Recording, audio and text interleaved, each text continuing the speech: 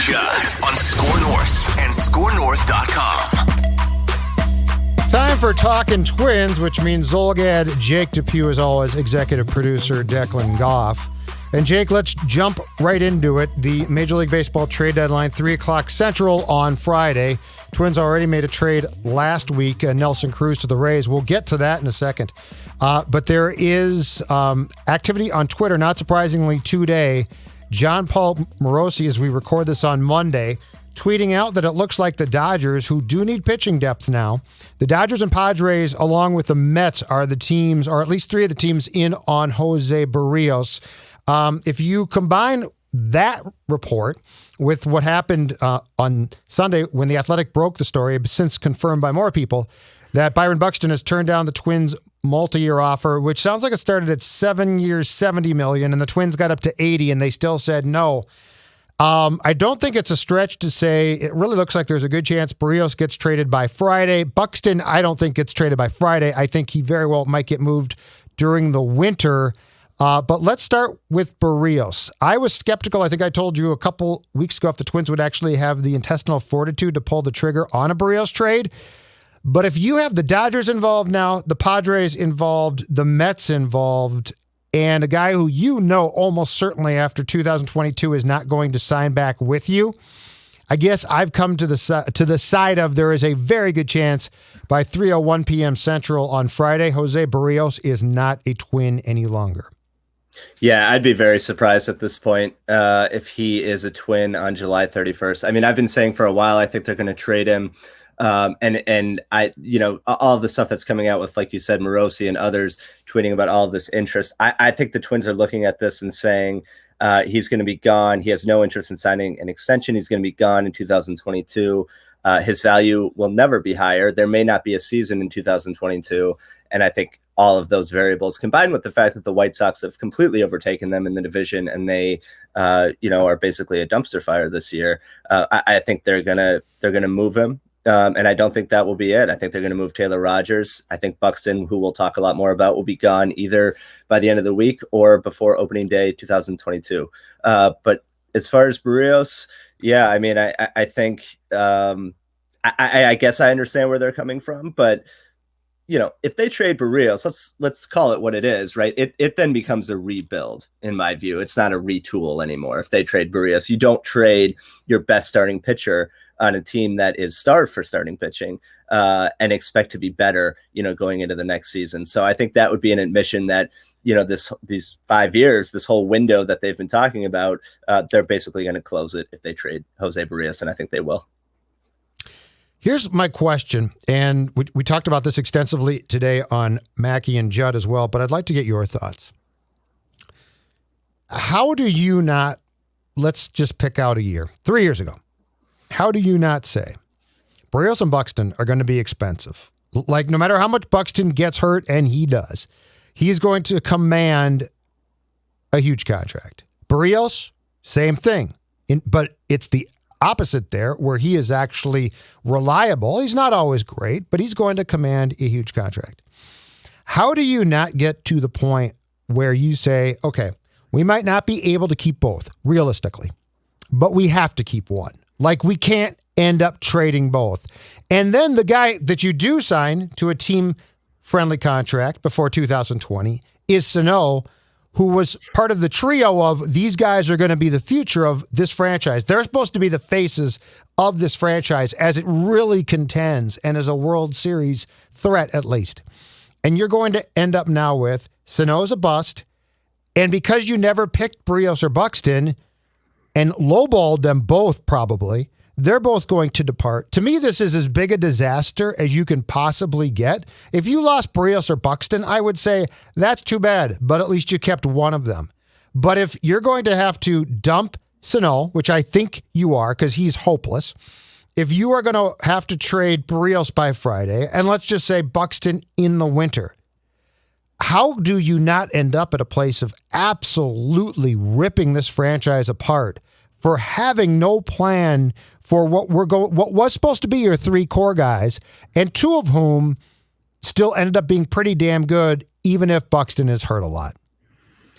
I mean, I think it's a complete failure for this front office, and they haven't failed at everything. Certainly, they've done some things well, but what we're, I think, about to witness, and I could be wrong, but what I think we're about to witness over the next week is a failure. It's going to be an acknowledgement from them that they've had 5 years now. They've produced 0 playoff wins. They've had mostly free agent busts other than Nelson Cruz. You know, if you go back to 2018, Lance Lynn and Addison Reed, didn't perform well. Lynn is now performing well. And then obviously this year with Happ and Colomé and all of those guys, they've developed 0 starting pitching. I mean, literally none, really, that's made it to the major league level. They've misevaluated a number of their own players, like Akil Baddoo and Lamont Wade and Nick Anderson, and the list goes on and on. And so I think when you look at it in its totality, you say this has been 5 years that really hasn't produced anything. They had one really good team in 2019, and they failed to get the one asset that team needed to win a World Series, which was a starting pitcher.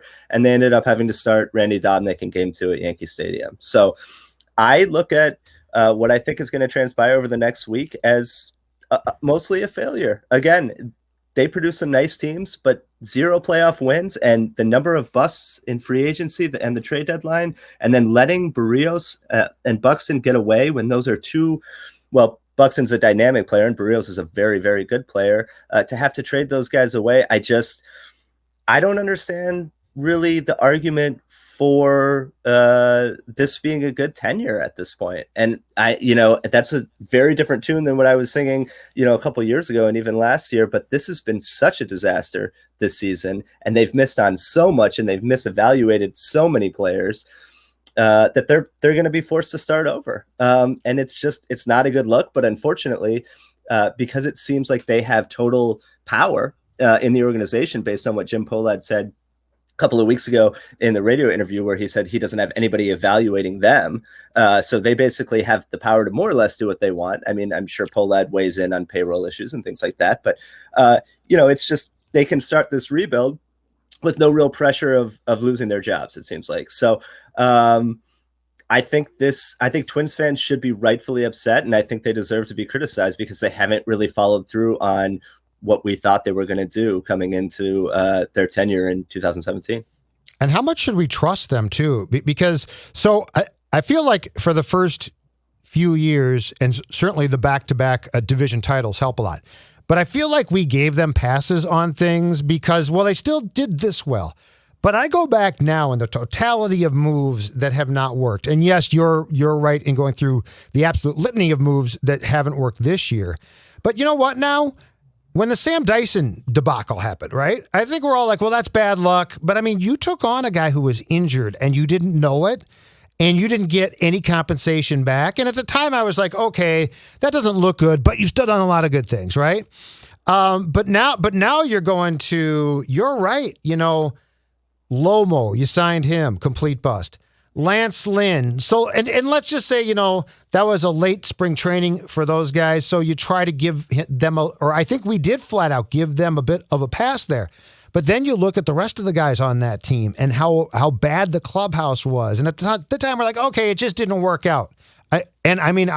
I'm guilty of it too. It was just a full pass. But now I go to last year and I go to Homer Bailey, who was a complete flop. And that sort of started the whole thing of, well, now we're going to try Shoemaker and we're going to try Jay Happ. And I guess when I go to the totality now, Jake, of all of the things that didn't work, and these guys are sitting on a potential powder keg of big moves in this next week, and I come away with a very good question. Why do I trust them? And my answer is, at this point, I really don't. I think I was the parent who put blinders on and I'm like, oh, but the kids are still really cute. And the kids have grown up and it ain't pretty. It just ain't pretty. And I don't know how to, I'm guilty. So I am fully implicating myself. I was not first guessing these things. But when I now sort of put the whole stew together, I'm disappointed in myself for buying into what were probably a lot of red flags that for various reasons I ignored. Yeah, and I'm guilty of that too, without question. These are not all first guesses. I praised a lot of the moves that I'm ripping now. And I think part of all of us doing that to a certain extent is that the bar was set so low in my opinion, when they came in. I mean, let's be honest. They were coming off a 103 loss season. As great as Terry Ryan was in his first tenure, and he was great, his second tenure, in my view, was a total disaster. And so the bar was very, very low, right? Analytics wasn't even really a part of the conversation during the Terry Ryan years. And so we were ready to just welcome these guys with open arms. And we were so excited to get new school analytics, savvy guys who understood millennials and all of that, that I think we did kind of overlook some of those mistakes. And you're right. Now, when you look at it in its totality after 5 years, and this thing I think is about to blow up, we shouldn't have given them a pass on those things. And I think we did have rose-colored glasses on to a certain extent. And they like to use the phrase evidence-based decision-making. We're going to make decisions based on the evidence. Well, if you look at the evidence, as I just laid out with the 0 playoff wins and all these free agent busts and not getting guys at the trade deadline, it doesn't look great. It really doesn't. They had one really great team, 2019, but they didn't do what it took to get that team over the top, and they mismanaged the playoff games that year and in 2020. So I just, I don't know that my opinion has ever dropped more in one calendar year on like a front office than it has with these guys. But it really, the fact that they're going to have to do this, that they're probably going to have to blow this whole thing up and start over after 5 years, it's a total failure. And I think the lack of starting pitching development is probably number one on the list for me. Like, how do we not have anybody in the rotation? We as Twins fans, how is there not anyone in that rotation that they've developed? I know Bailey Ober, and he's struggled a little bit, but like there are no top prospects that are there yet. So that's just a huge failure given how Falvey branded himself. And so now we're going to go through, I think, a rebuild. And unfortunately, that gives them a lot of job security, because if Pohlad trusts them fully the way he has said that he does, then he'll have no problem getting on board with a rebuild, especially if it means slashing payroll. Every owner likes that, and so that gives them another 3 to 5 years of job security while they slowly build this thing back up. I hope that's not the case. I hope it is still a retool, as they've been saying, but I'm starting to really question that narrative, because I really do think Berrios and Buxton will be gone, and Taylor Rogers, before opening day next year. Why do you not give Buxton a legit offer too? And I know there's frustration here. I know he's hurt. I know, but if you're going to call him in one last time and sit him down, right? Here's a 7-year contract, and you start at $70 million, and then you think it's like, okay, we'll give in. Here's 80. Like those are, I told Dex and Phil this. Those offers are only present to say you made them. Like you're never going to get him at that rate. Ever. You might as well tell them we're trading you. It's insulting. And we can talk all we want about how much he doesn't play, and that's not wrong to talk about it. But when he does play, someone's going to pay him for that. And someone's going to pay him a lot more than $70 million over, by the way, 7 years, when we have talked realistically that the contract, if they really want to get done, might be more like $100 million over 5 years. Right. That's what's X and you. And that's insulting. Yeah, it's what we've all been saying, 5 for 100. I agree. I thought it was an insulting offer. I thought it was embarrassing. And it's an offer they know he's going to reject. Right. Mm-hmm. And I know they went up to 80 million. They know he's going to reject that. So that tells me that for whatever reason, they don't want him, that they would rather trade him and get prospects back.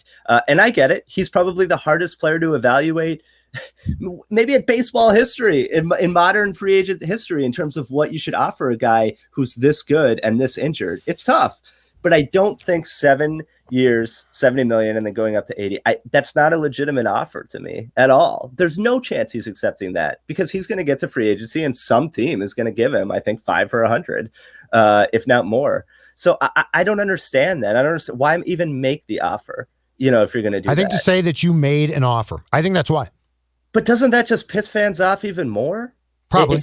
If you put it out there that you're lowballing him, and it certainly pisses the player off. Like and as I said last week or a couple of weeks ago, like there were incentives included in this deal, and I don't know that the Athletic got into the specifics of exactly what the incentives were, but I'm guessing it was games played. But If you're Buxton, why would you trust the Twins to execute that fairly, right? In good faith, when they've manipulated your service time, when they haven't brought you back when you've said you're ready, like they did in Seattle earlier this year. Like, you could very easily see a scenario where if he's getting $1 million bonus, for a certain number of games played and they're out of the race, that they IL him at the end of the season, so he doesn't get that bonus. Like, why would Buxton think that they wouldn't do something like that when they've already done it to him in the past? And by the way, they manipulated his service time not when he was still in AAA, before he had made his debut. This was coming off a platinum glove season where he was top 20 in the MVP. That's a very different way to manipulate service time than waiting to call up, say, Chris Bryant, until a couple weeks into his rookie year. That's bad too, but what they did to him is worse because he was an established player at that point. So it's just, am I being too harsh? I don't know. No, Jackson, hell no. What do you guys Declan? think? Like, I don't think so at all. No, I don't think so. I mean, here's what I kind of equate Falvey and Levine to. So let's say you were a company who just was stuck in 2004 Microsoft Windows in 2016. You are not adapting to the new culture. You are not adapting to the new technology. So you install and you bring in these nice young up-and-coming executives who have the exact experience that you're looking for and the exact type of culture shift that you want. And for the first few years, it looks promising and it's great. And we're building something that could maybe even last forever down the road here. Well, then you hit adversity. And this happens in, by the way, every company imaginable. I've worked for places where then I have been let go in the same situation where eventually that cool luster and that new thing that was supposed to be the new thing that helped take over this company, well, either the dollars are starting to add up a little bit, so you're in the red. Someone's going to have to pay the piper for it. And now that shiny new lure of who you are is worn off. So I don't like Falvey and Levine aren't getting fired this year. Nope. They're not getting fired this year. They're not getting fired this winter. Nor is Rocco. No. But going into next season, it's a warm seat on everyone's table. The manager, the Falvey, Levine, all of them. And unless you can adapt, and that happens all the time where you can have this new great idea, but then how do you keep it going? How do you change it and then also morph it for the better? Because that's their dilemma they're going to have to face because they're going to have to figure that out. It concerns me mightily that they apparently seem to have alienated Buxton and Berrios. That you've given them no incentive to stay here, that you didn't go to them a long time ago and say, we are going to eat up arbitration years into, let's say, the first 2 years of free agency, but we're going to do it at a price that you want to play for. Again, I get picking one of them. What I don't get is both are going to be gone. I mean, this is if anything, Jake DePew, I don't think you're being strong enough because, to quote the great Stephen A. Smith, this is an unmitigated disaster. If Berrios is traded, Buxton is traded, and Sano is a flameout, which he is. This isn't a problem. This is the faces of your franchise. Like if in 2017 you had done a Zolgad bobblehead promotion, because I love my bobbleheads, and you had said, let's do a promotion that's got the three faces of the Twins for the future. The bobbleheads would have been Berrios, Buxton, Sano. And they're all going to be gone now? When you're supposed to be entering your, prime as a franchise. So let's say the cavalry arrives, Jake, in 2022. Let's say we play ball, there's no work stoppage, and pitching starts to ascend. You know what? They've developed pitching. Balazovic starts to come up, Winder, those guys all start to show up. And you know what? They're okay. Well, if you had Berrios and Buxton, it'd look pretty bright, wouldn't it? You'd be like, okay, now it's clicking. But to what you're saying, in my opinion, about a rebuild is absolutely true if they're not here. So I don't think you can hammer this franchise enough if this unfolds like it seems it's going to. I think everybody, including the poll lads, are on the table to absolutely get hammered by us, by the fan base. If Berrios is a Dodger, Buxton is a Brave, and as I told Phil and Dex, Sano is a Mexico City Red, which he might be. He can't play. So they deserve anything they're going to get if this unfolds like it looks like it's going to.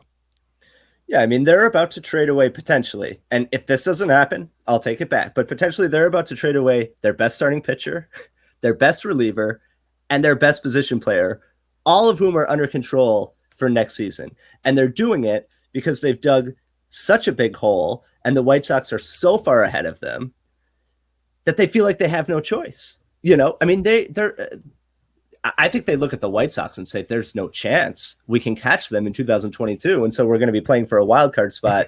Even if there's expanded playoffs, that's still probably going to be like a 1-game scenario. And so they're basically saying, we messed this up so much that we have to trade away all of these our 3 best controllable players, essentially, and totally start over. And meanwhile, we owe Miguel Sano, $10 million for next year, when you could have very easily gone year to year in arbitration with him. I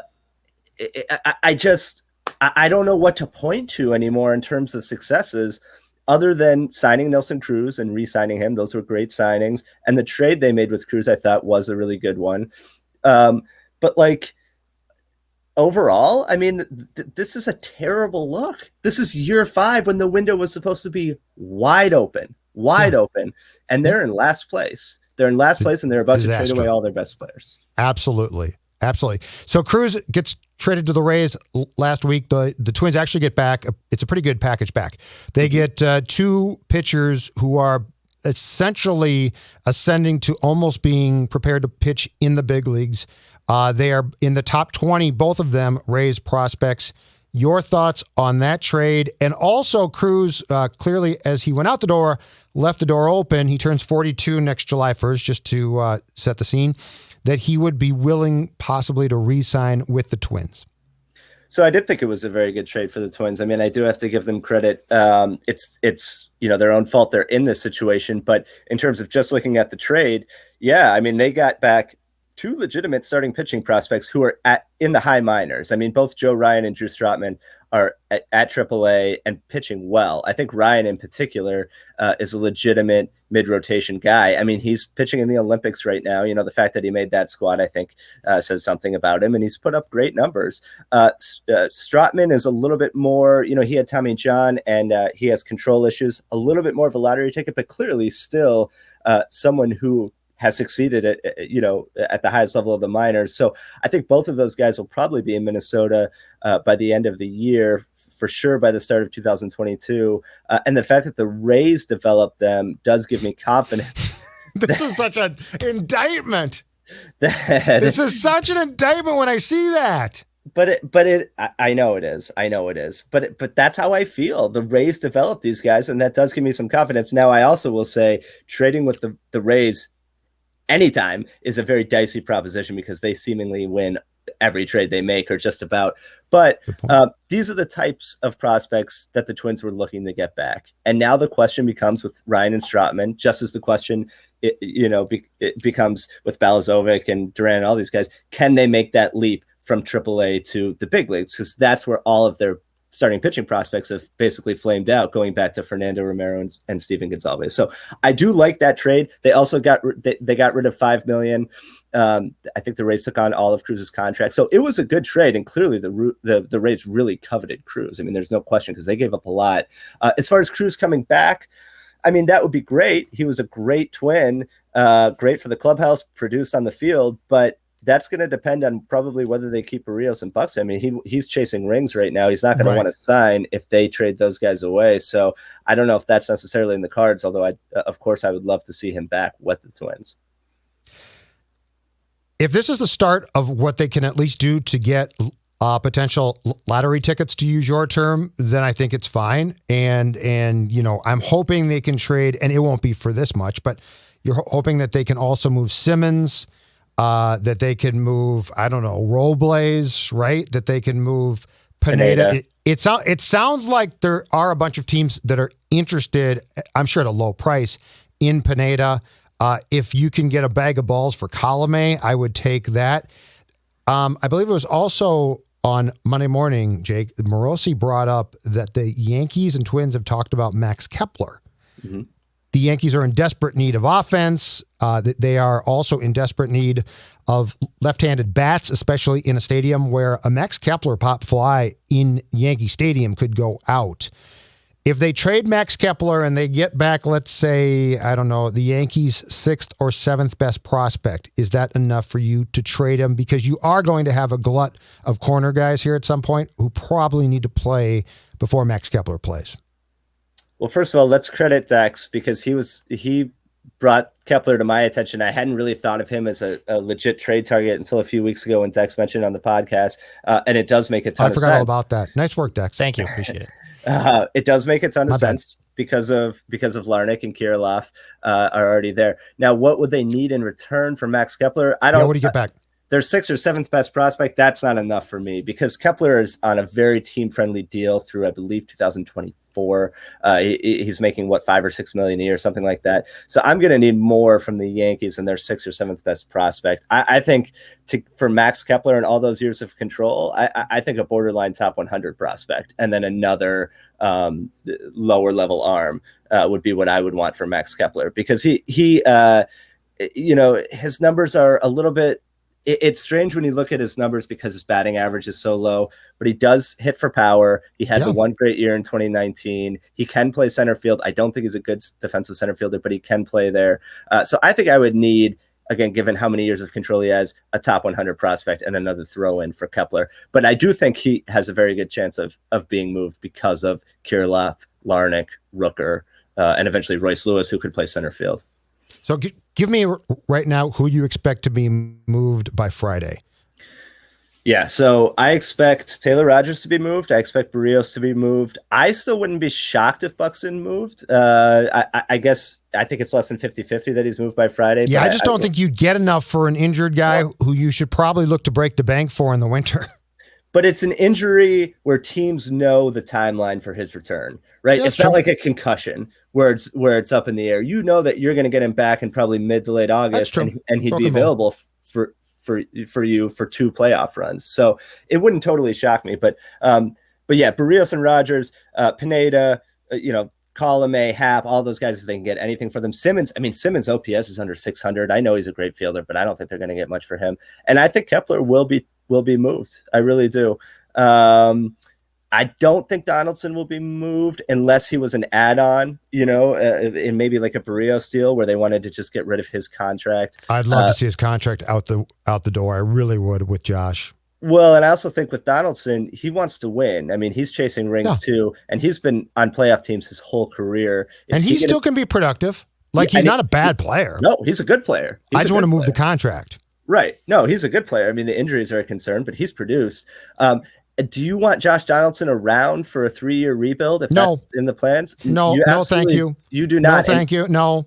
And I don't think he wants to be around for that, So I guess it wouldn't shock me, but it would be an add-on. It would be kind of a salary dump. And you're giving up on a good player, but Jose Miranda makes that situation more plausible because Jose Miranda is having an unbelievable year in AAA, and the glove has always been legit, so he could step right in at third. So yeah, it wouldn't shock me. I'm trying to think if I'm leaving anybody out. I guess Kenta Maeda. I mean, it's like almost everybody. There's hardly anybody on the active roster that I think has zero chance of being traded. I don't know. What do you guys think? Give me like your 5 names each that you guys think will definitely be moved or likely be moved by Friday. Dex, go ahead. Robles. I think he is moved. That's just in that bag of peanuts. I don't, maybe a hot dog too. I agree with that. Second is I do think Berrios is getting traded. I really think so. I think the asking price seems more like it now. It seems more like it. Teams are calling for him. I think Berrios is definitely moved. Kepler, I think, is more of a winter guy. I could see it happening if someone wants to bite. I'm with Jake. I'm not selling low on him. Like I would need a 5th best organizational prospect or that fringe top 100 as like the centerpiece that's coming back there. And then Taylor Rogers as well. I think those are the ones that are most likely a given to being moved. What does Taylor Rogers, Jake, get you back? Because that's got to be a significant return. That's an underrated big trade if you trade him. Yeah, I think definitely a top 100 arm, top 100 global arm, and then at least one more pitcher, probably 2 more pitchers or 2 more mid-level prospects. But for sure a top 100 arm for Taylor Rogers because there are going to be so many teams. It is a seller's market, and that's good for the Twins. Yep. There are going to be so many teams who want Taylor Rogers. I feel like some team like the Padres or the Dodgers that has, a huge payroll and prospects to give up will overpay for him. And he is a very good reliever, but I think they'll get overwhelmed. So I think what I just said. Yeah. And Berrios, I think now gets traded because of what you just said. So before the Dodgers got involved, and it was just like, oh, the Mets and Blue Jays, I was like, I don't know that the Twins, because they're going to ask for the world, and they should.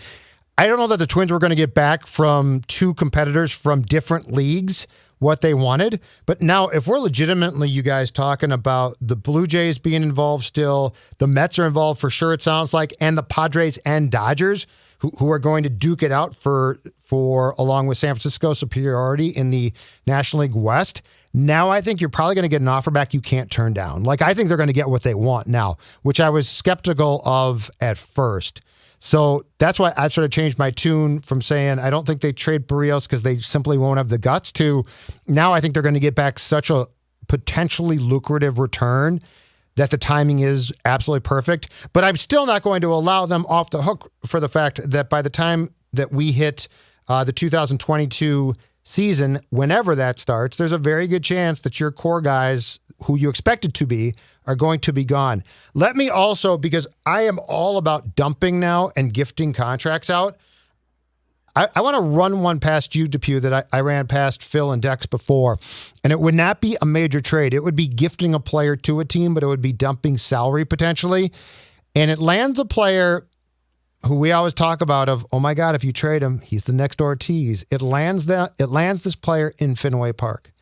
I was watching the Red Sox-Yankees game on FSN 1 Saturday, and they said the Red Sox combined first baseman OPS, I think, is second to last in all of the big leagues. It's bad. They're basically getting nothing from their first base position. And of course, the Red Sox are one of the great stories as far as being a contender now in 2021.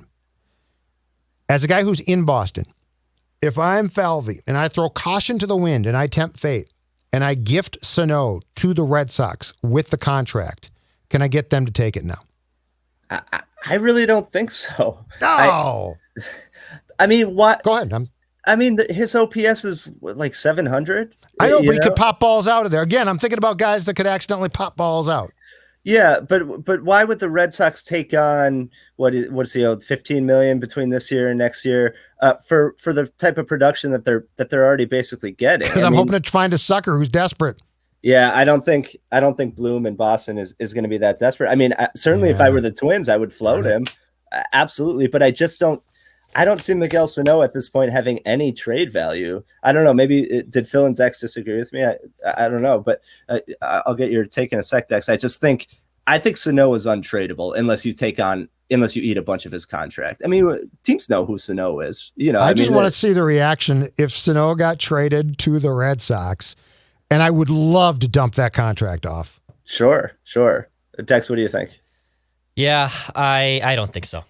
Yeah. I would be shocked. You'd have to retain maybe some salary too. I don't think the Twins want to do that either. I don't know what you do with them. I genuinely don't know what you do with them. But a team like Boston or LA or one of the New Yorks, the team that can absorb those monies, absorb that contract, I can see why Judd has it making sense, but I don't think the Twins do it. The Red Sox are sneaky cheap, so it probably wouldn't. Now, if this was the Yankees contending, I think I could get them to bite. The Red Sox actually don't spend. They're actually pretty smart. They go up and down payroll-wise, and they'll bring it way down at times. So it's a pipe dream. I just thought it'd be so much fun, one, to dump the contract, and two, to see him in Boston, because Minnesota fans would absolutely freak out, which I would love, because they'd be like, oh my God, you did it. You're trading the Red Sox. Yes. What are you doing, Derek Falvey? But I don't see, when it comes to Sano, how you bring him back. Like, this is a disaster. He's terrible. He's unplayable. I mean, they're trying now. I appreciate the fact that they're so bad and Kirilloff is hurt and Cruz is gone. So, like, they're just going to give him at bats. But you guys, he no longer has that, like, 2 or 3 week stretch where he gets incredibly hot. He'll hit a home run occasionally now, and the next day, 0 for 4 with three strikeouts. So I don't think you can go through this again. I really don't. And I don't know how it's going to change. This just seems to me to be, you're going to have to find a way to sever ties. But there is no way to sever ties unless you can get a team to take on some salary, like you were saying. There is no way to sever ties, unless you just want to DFA him and eat the entire contract. That's why I think for better or worse, he's going to be the starting DH going into next year. Because I think he'll get a ton of at bats in August and September, and if he ends up with an OPS of around 750, that'll be enough for them to say, well, we don't want to just eat 10 million. We'll give him the first 2 months of 2022 to see if he can perform like he did in 2017 and 2019. I'm not saying that's a good option by any means. He's obviously been a disaster. But they have no options with him. They put themselves in this position by signing him to an extension they didn't need to sign him to. I mean, he had several years of arbitration left when they signed him to that extension. And so they put themselves in this position. He could be in arbitration right now. But he signed the contract. He signed the type of contract that they really were trying to get Berrios or Buxton to sign back then, which is really, if it works out at all, team friendly, the Twins win it, right? What they didn't know was this guy was going to absolutely go off the cliff. And they are now trying to give him as many at-bats as possible. And it hurts to watch. It's difficult to watch. He has no idea where the strike zone is now. His confidence is completely shot. He's frustrated. I feel like Cruz was the last guy who, in Miguel's mind, sort of got him. He's gone now. And I mean, Rocco trying to talk this weekend about, well, Miguel's trying to step up and lead now. What are you talking about? Can't step up and lead. You can't lead when you're hitting a $189 or a $192. I just think it's a lost cause. I don't think there's any there, at least here. Now, maybe somebody can get him and help him, but it ain't coming here. Not with this current administration and not with this current team. Yeah, no, I agree with you. I don't have a lot of hopes left for Sano to turn it around. I guess the one thing that you could say is maybe because next year will be a contract year, that like all players, they're playing for their next contract. And so maybe he'll perform well because of that. But I would, if I was Falvey Levine right now, I would try to move him for anything I could get. I'd do the same thing in the offseason. And if you can't get any takers, I think you have to give him at bats in 2022 because otherwise you're just eating the whole contract. I mean, you're just eating 10 million. That's a lot. That's a lot for this team to just eat. There aren't a ton of examples of them doing that in the past. So again, they could be done with him. They could be done with him at the end of this year if they just hadn't signed him to that extension.